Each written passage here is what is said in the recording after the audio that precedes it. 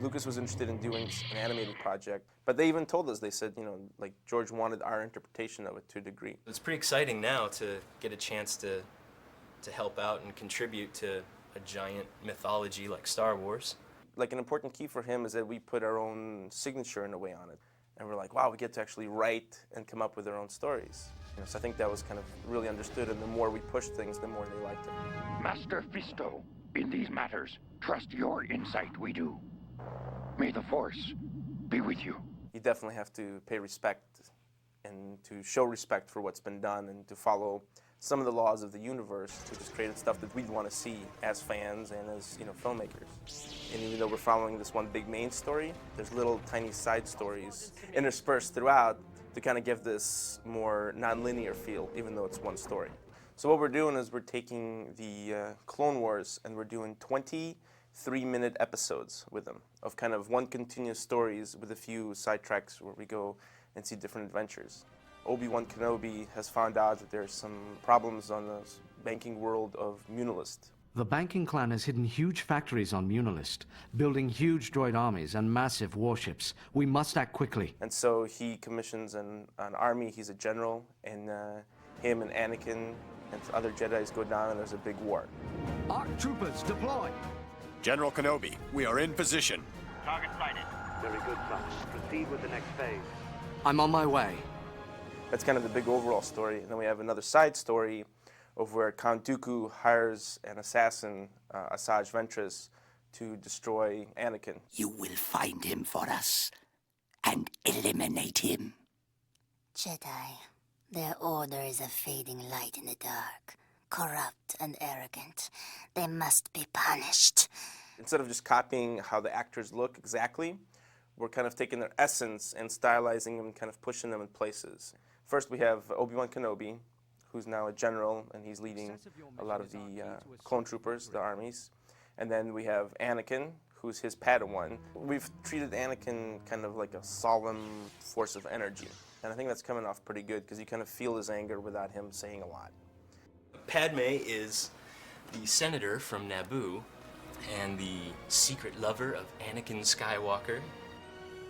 Yoda is in a few episodes. True. With his master, a Padawan's place is.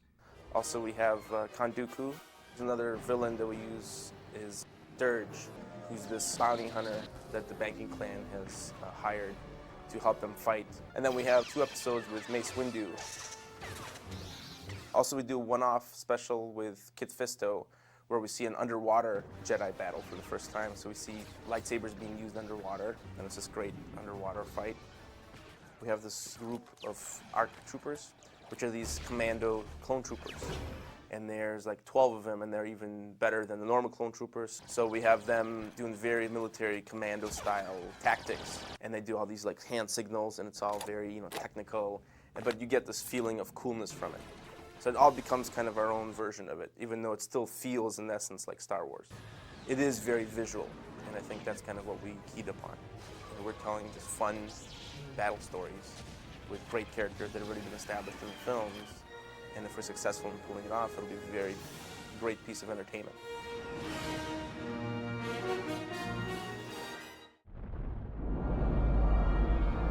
The Clone Wars are a major event in the history of the Star Wars universe. And obviously because it's a war, there's a lot of action and a lot of adventure and a lot of things going on. But in the films, we don't really get to deal with that very much. We kind of start the Clone War in one episode, we end it in the next episode, but we never actually see the war. And so by doing the animated series, it was a great opportunity to fill in some of the blanks in the middle where you get to deal with the adventures of the war and all the things that went on during the war, because obviously that's a very fertile ground for exciting storytelling.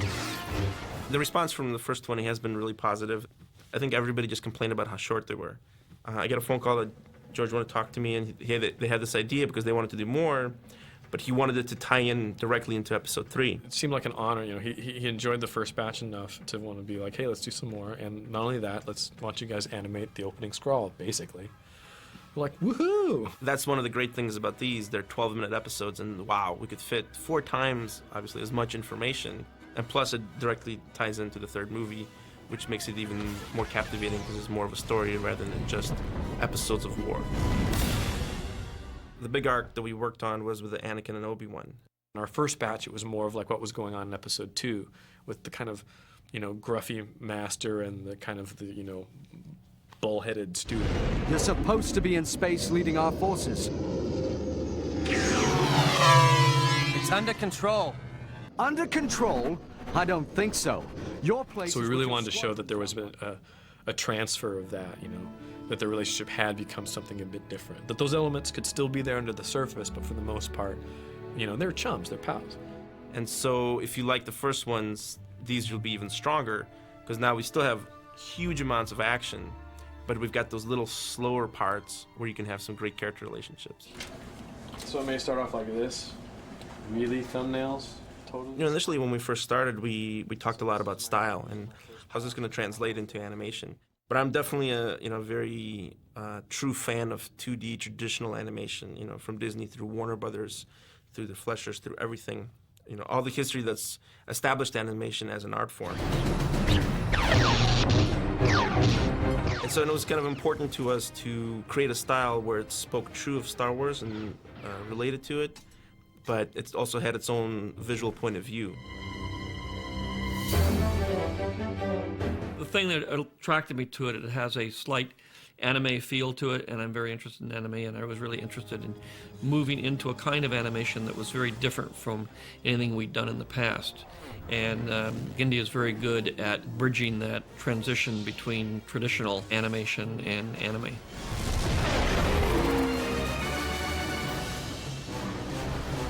So here we are at Cartoon Network, and this is where we make Star Wars, Clone Wars. And as you can see, my room is a little messy, but I never have a chance to catch up and clean up. So the process that we're doing with the Clone Wars, the second chapter, is we're doing these kind of small thumbnails for storyboards. And this is actually some of the choreography. There's like 30, 40, 50 poses for like 5 seconds. Because when we do fights, we have to really do the choreography. And then what we'll do with this is we scan them into the computer, and then myself and a few other people will draw them actually on model. So here, if you come here, so here, as you can see, here's the rough sketch that's blown up, and here we have our fielding. So that's kind of the pose I want to draw, and then so I'll draw the pose, sometimes in different layers to come in. And then here underneath is I've got my whole storyboard of all the fight poses. So here we have Paul Rudish, who's the art director. And Paul's doing the same thing that I was showing you, except he's still drawing with a pencil and paper. Having the opportunity to be involved with the whole Star Wars saga, it's been really cool to actually explore the Clone Wars. Me and my friend Mike Tweed be playing with our action figures and down in the basement and just, dreaming about what were the Clone Wars all about. And then having an opportunity to make some of that gel is really awesome. It's fun that there's so many different little mediums that explore Star Wars and making it a larger universe, and just on a nerd level, it'll be cool to go, yeah, my cartoon connects to that movie. Now you get to go see the movie and then find out how my cartoon ended. Pretty amazing. One of the most important elements of Star Wars is all the flybys and how the ships go. And to do that hand-drawn would be very difficult. So that's kind of the only way the computer was involved, is by doing the animation on the ships. This is really my favorite part of the process, where we start seeing things coming together, and from those rough little thumbnails and even our ideas to this final process, and then once you add sound and music, it'll be even so much more spectacular.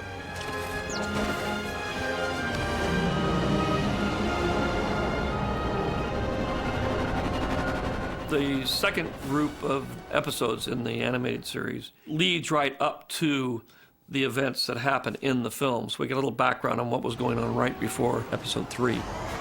I mean, ideally, what we'd love to see is we'd love to see like an hour edit of the chapters, you know, the next 5, be shown in the movie theater right before the 3rd movie, just to see how it feels, because it really does link up. It's the last of this epic saga, and I mean, you gotta see it on the big screen. Oh, there's a new one. There's a new one coming. You know, it's a little episode 2.5, but a little one, maybe like 2.3. One of the things that I really focused on from the first season to the second was I wanted it to feel like Star Wars. And so I really concerned myself with getting the feel right. Like you're watching it and you forget that it's a cartoon. And you just believe that it's Anakin, it's Obi-Wan, it's Yoda. You believe those are the characters. Initially with the first series, they originally were supposed to be commercials. Lucasfilm themselves, they decided that they would be a little longer, so they became longer episodes. But we weren't able to tell a lot of story. It was mostly just action. With the advent of the second series, we actually were able to tell an actual fairly long story, more like a movie, like an animated movie. I mean, the thing about doing Star Wars is that it's the story. And the story coming from George, not just something we made up. And now going into this, all of a sudden, it's still Clone Wars, but it's the ending of the Clone Wars. They wanted us to do more of what we had done because it was so successful, but at the same time, they wanted us to actually do the crawl from the opening of the film. So it became more a real part of Star Wars. We had to show Palpatine being kidnapped. We had to have Anakin and Obi-Wan away from the planet and in the Outer Rim territories. In our heads, we're already formulating what we want to see. Just by the nature of those few words, there's a big battle above Coruscant. And, you know, remnants of Return of the Jedi and what they pulled off in Return of the Jedi are still in your head and, you know, all that. So we got that chance to play with the Battle of Coruscant, and we started figuring out that what it is, it's just a big ruse. And we actually put that in the cartoon a little bit because we just couldn't wrap our heads around the fact that there'd be this big attack, but the temple is fine and the Senate is fine. So we kind of came up with this own thing, and we have Mace and Yoda discover it. Strange is the enemy strategy. A massive invasion, but no attempt to take the temple or Senate. Unless an elaborate distraction? To hide their primary objective. Palpatine! Some of the look evolved very kind of naturally in order, and we got a lot of photographs and reference for what the new vehicles were going to be in Episode 3, and they were all hybrids between the TIE Fighter, between the X-Wing Fighter, and you could tell this is the bridging machinery. So we kind of followed along with that, and we made our clone troopers look similar to stormtroopers, and everything started to kind of fall into place, and everything's starting to look like A New Hope. We wanted to almost treat it like one big 3-hour movie, including Revenge of the Sith and what we did. So we started to enhance all those parts in the movie that maybe you didn't have time for. You're mine, old man. We had certain goals in mind that we wanted to hit, like on certain people. We wanted to address the friendship between Anakin and Obi-Wan. Since we know Episode 3 is their friendship has the big falling out, this is our last chance to let people know that they're pals. In Episode 2, they were bickering, and, you know, you had your big brother, little brother squabbles. We have a job to do! I don't care! Put the ship down! You will be expelled from the Jedi Order! In Episode 3, the guys show up, and they're good pals, and they're joking around. I sense a trap. Next move? Spring the trap. Of course, in Episode 4, old Ben is telling Luke about when he and Luke's dad used to be old pals. You fought in the Clone Wars? Yes. I was once a Jedi Knight, the same as your father. Just those few sentences created such a mystique, you know, in your brain as a kid going, oh, man, what was it like when Luke's dad was cool and Ben was young and they were hanging out and swashbuckling around the universe and the Clone Wars? What the heck was that about?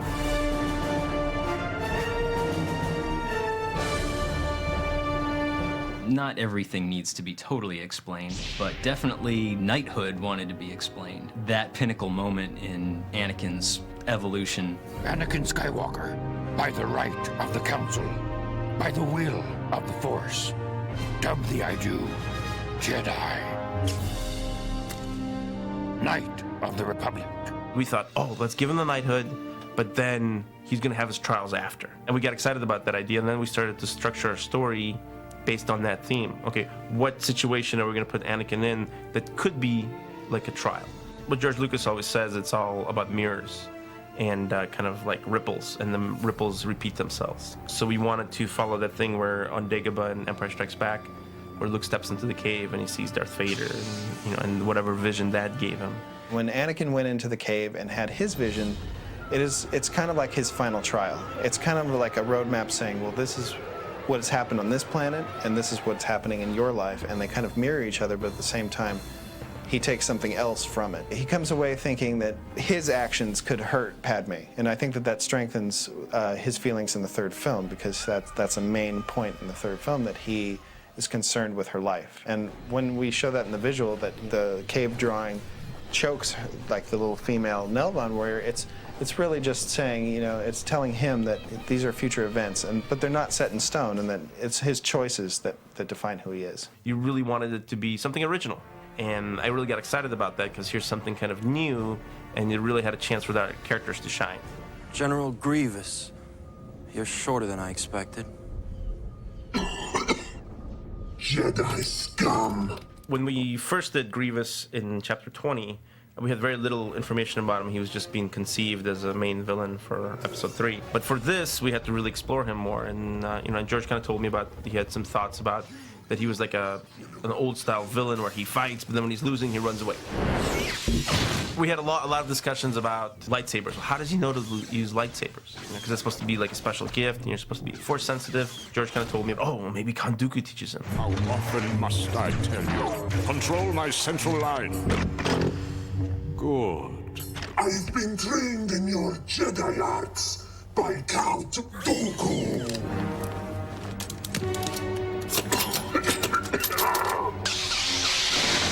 And then we got a call that they wanted to introduce Grievous's cough earlier, because our character didn't have it, so we somehow had to maybe link the two together better. And so eventually we ended up doing a little sequence at maybe 2 weeks before we had to deliver, of Mace going out and crushing Grievous's chest, and that's what gives us the connection that all of a sudden he starts coughing. What's the situation, Captain? A lot of Star Wars is about kind of reveals. And we got a chance to reveal a lot of things. And we even didn't think of it until we started doing it. We're like, we get to reveal C-3PO's gold plating. Gold plating? Oh, yes. In the service of a senator, one must be presentable. Then we started to explore a little bit of the relationship between Obi-Wan and Commander Cody, where they have a relationship in the movie. So we kind of hinted at that a little bit. General Kenobi. Commander Cody. The siege goes well. Oh, by the way, I think you'll be needing this. Thank you, Cody. The one thing that we really wanted to do is just draw Wookiees. As soon as we got approval that we could do something on Kashyyyk, we did. We found out that what was going to happen in Episode 3, Kashyyyk was going to be invaded, and so we need to get in there with some Wookiees because we know they're going to show up. It was exciting to have a chance to draw Wookiees, because you love Wookiees. Some of the most fun is to take something there's like a drawing in the book or one scene in the movie, and you create a whole world for that character. Everyone out! No! We must pursue! General, we can't. In the new ones that we did with Roran Cobb, where the race has 4 throats. And we're like, 4 throats, that's a great idea. In our story meeting, we were riffing, and I go, right, and then he's coming at him, and he just yells at him. Thorians, 4 throats, quite powerful. So I've heard. Kenobi, Skywalker, Coruscant is under siege, and General Grievous has abducted the Supreme Chancellor. You must return immediately. You must rescue Palpatine. Grievous. Battle stations. All crews to their fighters. Prepare to jump into hyperspace. Move!